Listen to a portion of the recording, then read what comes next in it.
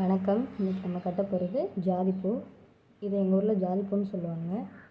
இந்த பூவை எப்படி அழகாக கட்டலாம் அப்படிங்கிறத பார்ப்போமா?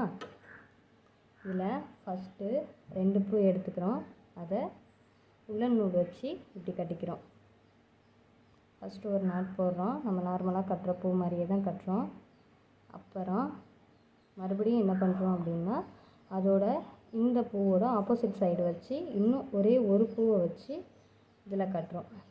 இதோட சேர்த்து நல்லா கவனித்து பார்த்துக்கோங்க. இதோட சேர்த்து இப்படி நம்ம கட்டுறோம். சரியா?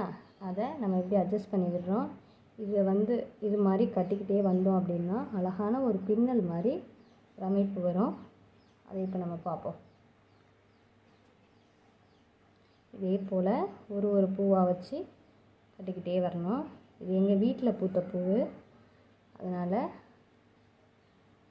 இப்படி கட்டிட்டு வரோம்.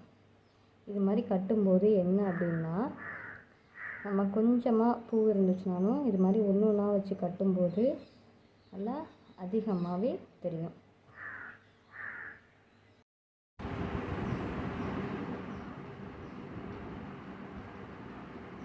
இப்போ நம்ம அப்படியே ஒன்று ஒன்றா வச்சு கட்டிட்டு வந்துட்டோம். கிட்டத்தட்ட முடிக்க போகிறோம்.